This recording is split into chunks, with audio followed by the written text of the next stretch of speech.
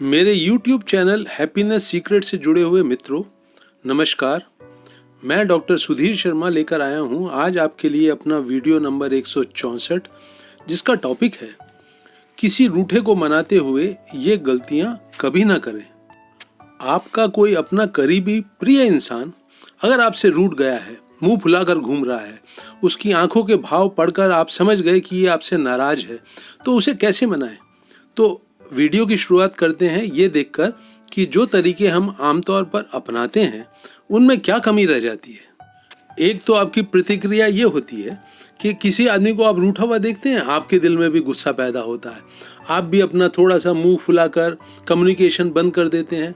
तो ये तरीका तो कोई भी समझ सकता है कि बिल्कुल ठीक नहीं है। रूठा आदमी रूठा बना रहेगा, अपने आप कभी जब ठीक मूड होगा, लेकिन तब तक रिश्ता जो है आपका वो बहुत बेचैनी से भरा हुआ, बहुत असहज बना रहेगा। करीबी इंसान के रूठने के उदाहरण बहुत जगह मिल जाते हैं। पति पत्नी के बीच में ये खूब होता है, प्रेमी प्रेमिका के बीच में ये बहुत होता है, दोस्तों के साथ होता है, परिवार के सदस्यों के साथ होता है, पड़ोसी रूठ जाता है, ऑफिस में कोई कलीग रूठ जाता है। तो सब जगह ये उदाहरण देखने को मिल जाते हैं। किसी पार्टी में पति किसी अन्य स्त्री के साथ हंस हंस कर बोल रहा था, पत्नी दूर से खड़ी हुई देख रही थी। दोनों जब पार्टी से घर वापस लौटे तो पत्नी की नाराजगी जो है पति को साफ समझ में आ रही थी। किसी दोस्त ने किसी दूसरे दोस्त के साथ वायदा किया कि वो कुछ काम उसका कर देगा और नहीं कर पाया, या कोई प्रेमी किसी प्रेमिका का जो पहले से प्रोग्राम तय था उसमें वो शामिल नहीं हो सका, तो प्रेमिका का मुंह सूज गया, दोस्त का मुंह सूज गया। तो ये ऐसे बहुत सारे कारण होते हैं जिनके की कारण कोई आपका करीबी जो आपके दिल को प्रिय है आपसे नाराज हो जाता है। आपने पूरी की पूरी एक्सप्लेनेशन दे दी, अपना जो पक्ष है बिल्कुल सुना दिया, लेकिन क्या ये तरीका बहुत उचित है कि आप अपने पूरी जो समस्या पैदा हुई है आप दोनों के बीच, उसमें आप ये एक्सप्लेन कर दें कि आपका कोई इंटेंशन नहीं थी, नीयत खराब नहीं थी, ये तो बहुत ही हल्के फुल्के अंदाज में कुछ हो रहा था, या आप बता दें कि किस कारण से आप वो काम नहीं कर सके जिसमें दोस्त को अपेक्षित था कि आप उसके साथ आगे खड़े होंगे। तो इस तरह के एक्सप्लेनेशन जो हैं, या फिर आप जो समस्या पैदा हुई है उसकी पूरी एक विश्लेषण कर दें कि इस तरह से कोई चीज़ होनी थी, इस तरह से हुई, तुमको ऐसा नहीं सोचना चाहिए था। ऐसे करके अगर उसकी पूरी एनालिसिस कर देते हैं तो क्या ये तरीके बहुत अच्छे हैं? मेरी समझ से नहीं। तो उल्टी प्रतिक्रिया दिखाना, खुद को नाराज दिखाकर कि उसका व्यवहार तुम्हारे दिल को भी चोट पहुंचा रहा है, या किसी का बात का विश्लेषण कर देना कि समस्या क्यों पैदा हुई, या अपना तरफ से पूरा का पूरा एक स्पष्टीकरण दे देना कि ये इस तरह से हुआ तो इसलिए हुआ, या बात को हल्के में ले लेना और उसको समझाना कि नहीं तुम बेकार चिंता कर रहे हो, बेकार परेशान हो रहे हो, बात उतनी बड़ी नहीं है। ये सब तरीके हम आमतौर पर इस्तेमाल करते हैं, पर मेरी नज़रों में ये इफेक्टिव तरीके मित्रों नहीं हैं। कई बार ऐसा होता है कि जो आपसे नाराज हो गया है आपका करीबी, उसका मूड ठीक करने को आप तरह तरह के एक्शन में उतरते हैं। कुछ खाने पीने की मनपसंद उस इंसान की चीज़ें बाजार से ले आते हैं, शॉपिंग कराने के लिए ले जाना चाहते हैं, पिक्चर दिखा देना चाहते हैं, बहुत मीठी मीठी बातें करते हैं, प्यार भरी बातें करते हैं। पर इस तरीके में भी कुछ ना कुछ एक बहुत आधारभूत, बहुत फंडामेंटल कमी है। तो वो मैं आपसे शेयर करता हूँ कि मेरी नज़रों में ये सब गलतियाँ कह भी सकते हो, लेकिन अधूरी कोशिशें हैं। बहुत समझदारी का इसमें एक जो पक्ष है वो नहीं दिखता है। तो मैं क्या आपसे शेयर करना चाहता हूँ, अब उसकी बात करते हैं। पहले एक सूचना आप सबके लिए कि ये जो नीचे बीच बीच में व्हाट्सएप नंबर आ रहा है, ये उन मित्रों के लिए है जो अपने जीवन से जुड़ी हुई कोई समस्या मेरे साथ शेयर करना चाहते हैं। मैं पूरी आशा रखता हूँ कि मिलजुल कर हम आपकी समस्या का कोई ना कोई अच्छा सटीक हल अवश्य ढूंढ लेंगे। तो जो मैं अपने दिल की, अपनी समझ की बात आपसे शेयर करना चाहता हूँ उसको बहुत संक्षेप में रखता हूँ, फिर विस्तार से उसकी चर्चा करूँगा।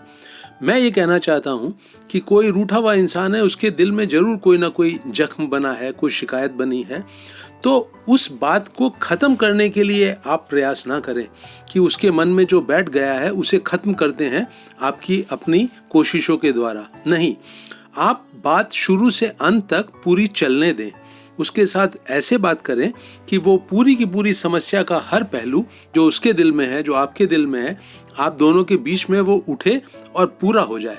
बात को खत्म करने के लिए, समस्या का अंत करने के लिए आप उससे बात ना करें, बल्कि बात को इतने विस्तार से करें कि उसका हर पक्ष जो है वो आप दोनों के सामने आ जाए, दोनों तरफ से, और फिर एक समझ काम करती है जो अपने आप उस समस्या का हमेशा के लिए अच्छा हल ढूंढ लेती है।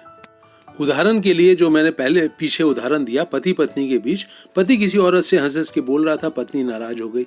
वापसी में पति उससे बात जो शुरू करता है वो ऐसे भी कर सकता है, तुम क्यों नाराज हो रही हो, बेकार तुम मेरे ऊपर शक करती हो, और बात को खत्म करना चाहता है कि उसकी पत्नी की जो है नाराजगी दूर हो जाए।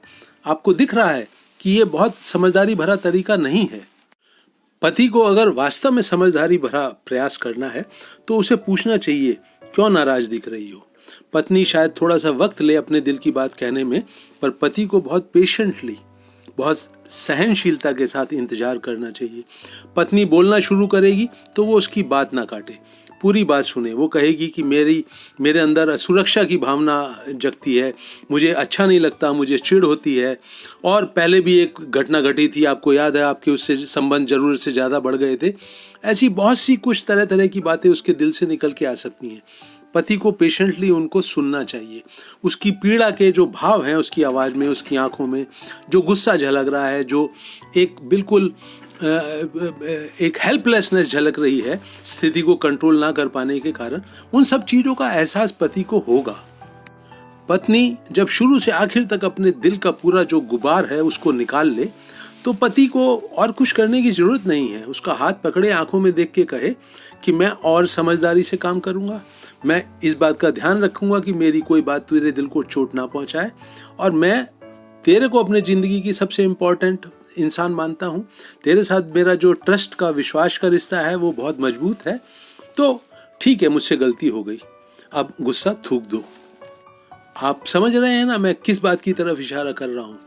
बात को ख़त्म करने के लिए पति बहुत शुरू में ही प्रयास कर सकता था, पर वो बात से समस्या का अंत नहीं होता, जड़ से नहीं होता। वो जब पति ने उसको पूरा बोलने का मौका दिया, आंसू भी आ गए, गुस्सा भी आ गया, थोड़े कठोर शब्द भी उसके मुंह से निकले, तो उसका मन हल्का होता चला गया। उसके बाद पति को खुश करने की जरूरत नहीं है।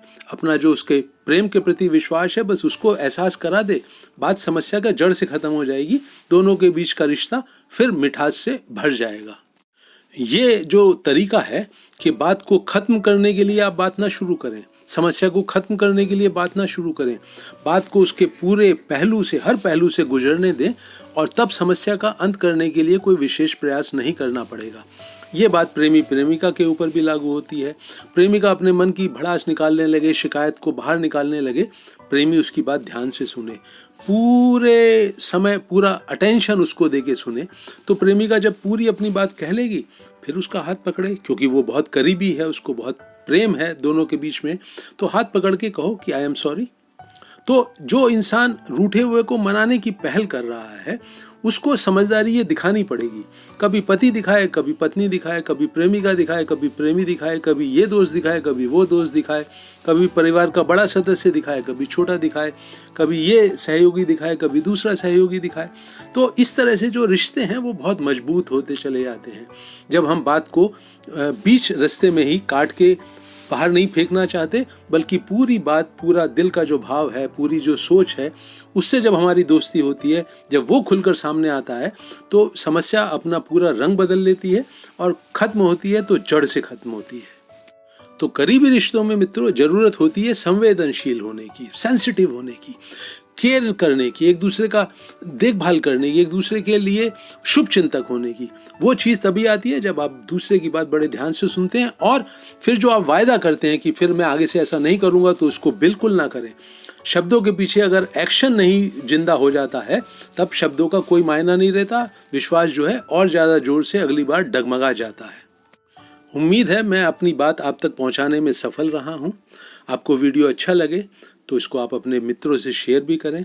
मेरे चैनल को सब्सक्राइब करना ना भूलें, नोटिफिकेशन का बेल भी दबाएं, जिससे सबसे पहले आपको मेरे आने वाले वीडियोस की सूचना मिले। आपका कोई कमेंट हो, आप किसी नए विषय पर वीडियो चाहते हैं मैं बनाऊं, तो उसको ज़रूर आप कमेंट सेक्शन में शेयर करें।